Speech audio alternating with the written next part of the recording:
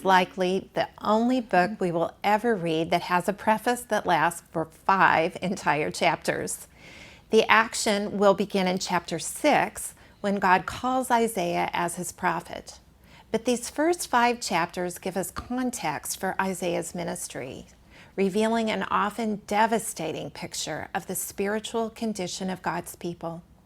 In chapters 2 through 5, Isaiah uses sermons, imagery, and some pretty straight talk to call God's people to listen, highlighting the themes of judgment and hope. So, open your Bible to Isaiah 2 and let's begin. Julia, what is the big picture we find in these chapters?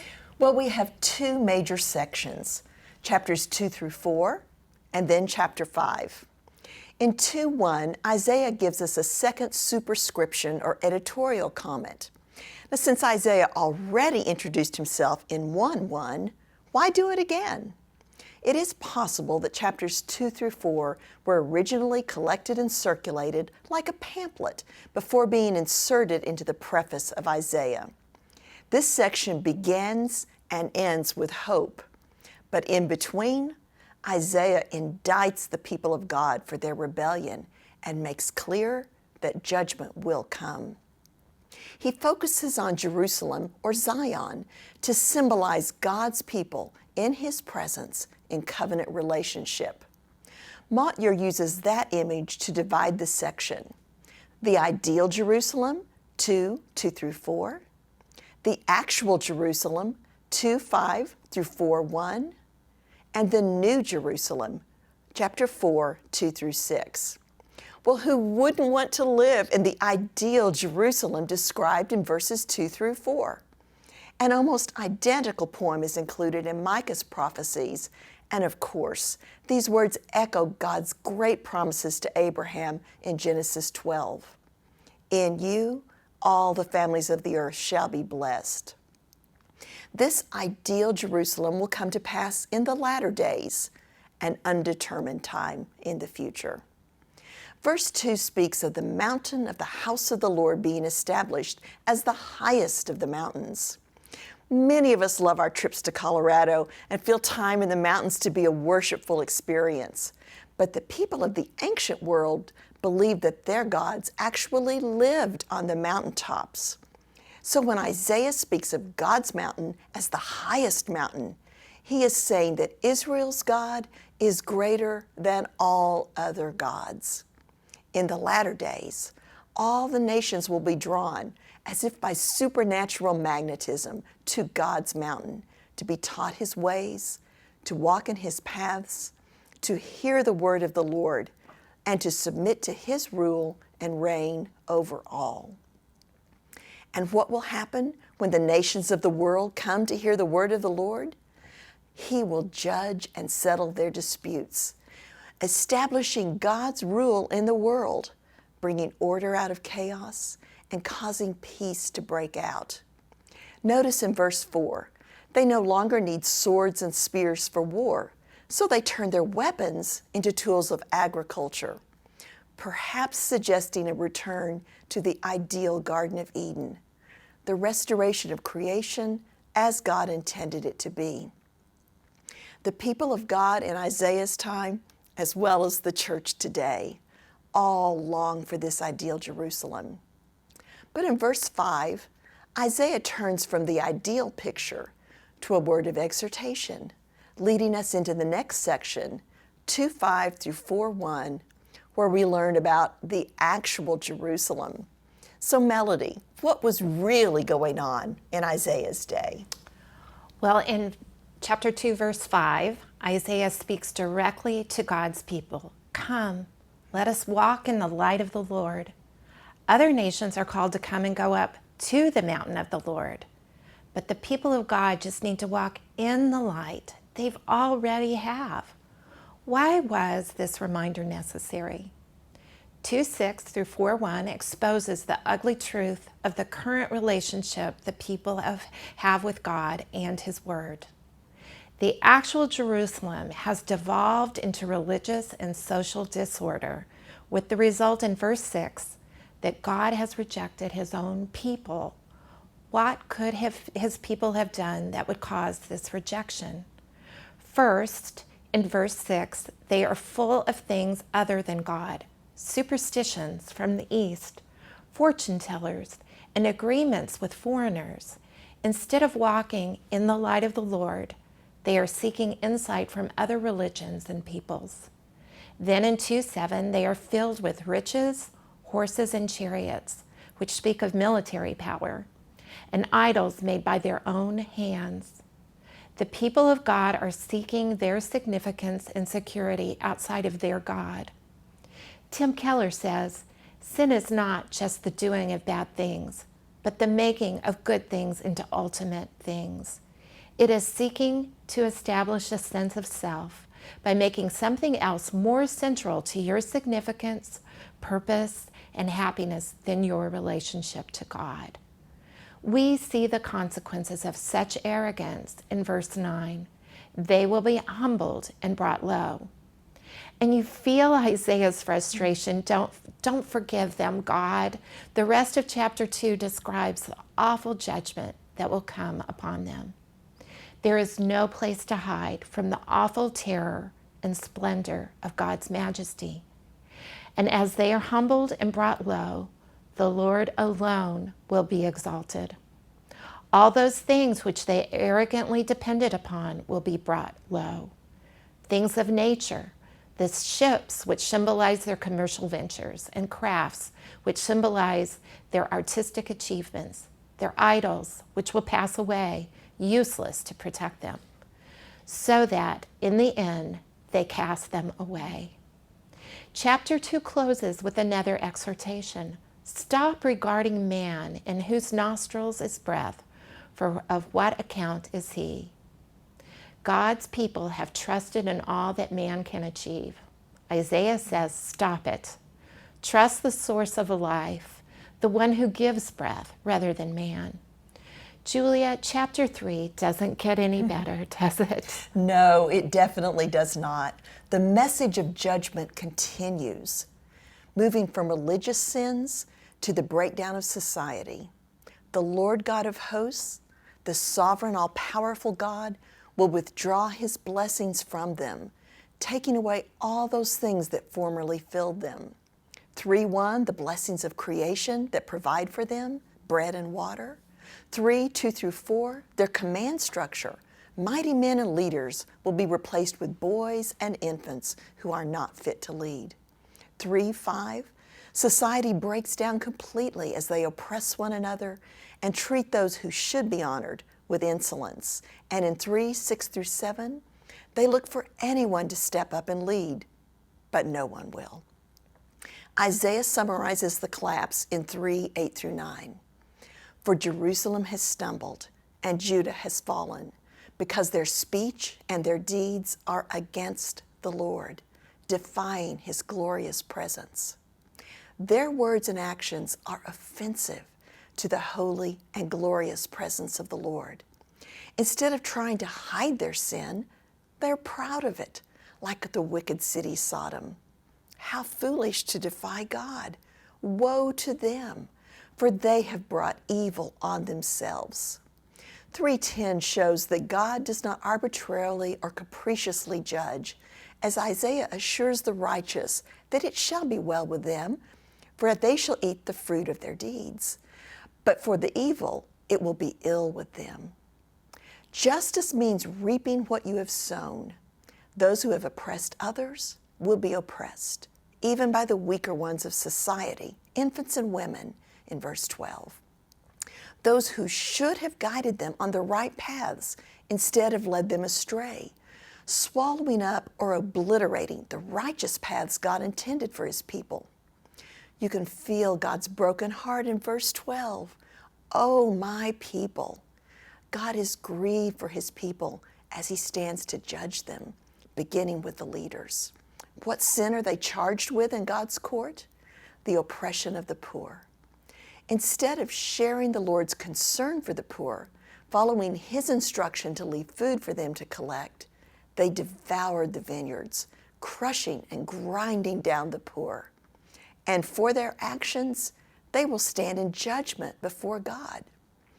Melody, Isaiah turns his attention to a different group of people in 3:16 through 4:1. Yes, Isaiah's focus now is the daughters of Zion, likely wealthy, like the women of Judah, who symbolize the people of God as a whole. These women are judged not because they have lots of pretty things, but because of their heart attitude. Verse 16, the Lord himself calls them haughty. They walk around with outstretched necks to call attention to themselves, and they glance wantonly with their eyes in a sign of promiscuity, mincing along and tinkling with their feet. I'm not so sure what tinkling feet means, but the whole idea here is of women who are haughty and proud and absorbed with their own image, finery, and appearance. In graphic language, we find that in that day, God will take away from them all the things which made them vain. Instead of fine perfume, they will smell of a rottenness. Their fashionable belts will be replaced with a common rope, their fancy clothes replaced with sackcloth, and they will be left scarred, shamed, and desperate. Isaiah leaves behind the imagery of the daughters of Zion in 25 and 26, looking ahead to the deaths of the young men and mighty men in the battles to come when the city is left empty and desolate. And in 4:1, the ultimate humiliation for the women comes when they are reduced to begging someone to marry them. Chapter 2 began this section with such great hope for the day of the Lord, the ideal Jerusalem. But for most of 2 chapters, we have actually looked at the actual Jerusalem and the sin of God's people, which led to God rejecting them and judging them according to his own righteous and holy justice. Julia, isn't it wonderful to see Isaiah turn the corner in 4:2 at last? Hope returns in that day, in the New Jerusalem, where we discover that God has preserved a remnant of his people. The shame and devastation of judgment are replaced with the message of glory and survival, holiness and life, cleansing, new creation, and divine indwelling. Isaiah's vision for that day begins with the branch of the Lord, a picture of our Messiah Redeemer, born of the family tree of David, beautiful and filled with the glory of God. And now there will be good fruit in the land, bringing pride and honor to those who have survived the judgment. This remnant of survivors are now holy, their names recorded for life in Jerusalem, an allusion to the register of citizens known throughout the ancient world. What happened? How did the formerly arrogant and sinful people of God become holy? Verse 4, they are spiritually changed and made ready for the presence of a holy God. First, the Lord has washed away the filth of the daughters of Zion. Filth refers to vomit or inner uncleanness, which God has washed away. Second, the Lord has cleansed the bloodstains of Jerusalem, the outward sin of violence and oppression. The picture here is of a cleansing, both within and without, which deals with the totality of sin. God accomplishes this cleansing by the spirit of judgment and by a spirit of burning, pictures of the messianic work of redemption. God's purpose is not to destroy, but to cleanse and purify and make holy, fit for his presence. Verse 5 pictures the presence of the Lord with his people on Mount Zion as a cloud by day and smoke and the shining of a flaming fire by night, an allusion to God's presence with his people in the wilderness of Exodus. Back then, the people were afraid to go into the holy and awesome presence of God on Mount Zion. But now, in this new day, God's people will rejoice in his presence. Verse 5, over all the glory there will be a canopy. In Jewish wedding ceremonies, the bride and groom would stand under a canopy called the huppah, which represents the presence of God over the covenant of marriage. Here, under the huppah, the Messiah is joined to his bride, God's people, in the consummation of the covenant. Verse 6 closes the picture with the promise of God providing shelter and refuge to his people in any situation. Melody, if we stopped here, we could go out rejoicing on a high note of expectation and hope for the Lord's return.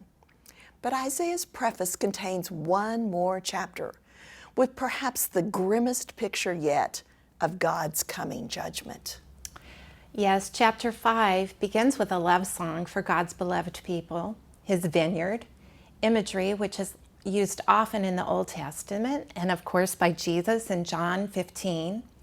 The picture is a well-tended vineyard with every possible thing done to ensure its fruitfulness, even building a watchtower to remain in the middle of the vineyard, and a storage area for the expected good and fruitful yield. There are high expectations that such a lovingly cared for vineyard will produce the highest quality of fruit, which makes the outcome so surprising. Verse 2, he looked for it to yield grapes, but it yielded wild grapes, or you could say stink fruit. Isaiah's audience knows this should not have happened, so they understand the frustration of verse 4.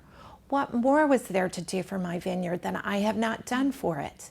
And they understand the anger that leads to the destruction of that vineyard in verses 5 and 6.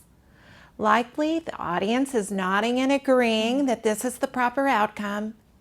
And then in 5:7, Isaiah turns the tables on them. For the vineyard of the Lord of hosts is the house of Israel, and the men of Judah are his pleasant planting. And he looked for justice, but behold, bloodshed. For a righteousness, but behold, an outcry. Suddenly, the story has a point, and they, the people of God, are the vineyard, deserving of judgment, because they are producing stink fruit. Julia, this is the general judgment of God on his people. But Isaiah goes on the rest of the chapter and gets pretty specific. In a series of woes, followed by therefores of judgment, Isaiah lays out the case against God's people. In verses 8 through 10, the people are greedy, grabbing land from the poor to build their own estates. But in the end, they will be left desolate, and their land will not be fruitful. Verses 11 through 17, the people are self-indulgent, drinking just to get drunk, even in their religious feasts, showing no regard or respect for the Lord. Therefore, verse 13, my people go into exile for lack of knowledge. The judgment of exile follows their lack of regard or knowledge of the Lord. Their self-indulgence would give way to hunger and being parched with thirst. Those of large appetites will be swallowed up by Sheol, the place of the dead, which has an even greater appetite for destruction. And in the end, verses 15 through 17, man is humbled, his land and possessions left for animals and wandering nomads. But the Lord of hosts is exalted in justice, and the holy God shows himself holy in righteousness. Verses 18 to 19, woe to those who hold on to what is false, leading to bondage, to sin, and arrogantly demanding God prove himself to them quickly. Verse 20, woe to those who have their moral compass totally turned around, calling evil good. Verse 21, woe to the haughty, sure of their own wisdom and shrewdness. Verses 22 through 23, woe to those who indulge in sensual pleasures while taking bribes and subverting justice. Therefore, judgment as fire devours them like dry grass with rotten roots, in verse 24. Isaiah makes the root of their sin clear again. For they have rejected the law of the Lord of hosts and have despised the word of the Holy One of Israel. Of course, in verse 25, God is angry with his people. The rest of the chapter describes the judgment of God, first through the power of the created world, and then God, sovereign over all, calls other nations to do his bidding, speedily inflicting judgment on his people through military might, carrying them off, bringing darkness and distress into the land of God's people. Did you wonder why Isaiah would finish the preface on such a dark note? Well, perhaps he is introducing us to the central question of the book. Mottyer describes it this way: when the Lord has done all, must the darkness of divine wrath close in and the light flicker and fade? This was the day of crisis in which Isaiah ministered, a crisis for humankind, for the day of wrath has come, and a crisis for God. Can mercy be exhausted and defeated? Melody, I'm so glad we know the answer to that question. Absolutely not. God's providential plans for that day will not be defeated by the sin of the people. But oh, what a price will have to be paid to gain that cleansing and holiness required to enter into God's presence. Living on this side of the cross, we have a vision of hope and assurance that people of Isaiah's day couldn't understand. How much greater our responsibility is to walk in the light of the Lord, aware of those things which we substitute for God, those comforts and securities we hang on to instead of relying on God, the self-indulgence and arrogance and mistreatment of others, the words and deeds that defy the glorious presence of the Lord. Let us humble ourselves before the Lord, inviting His holy, cleansing presence into our lives as we continue to study Isaiah.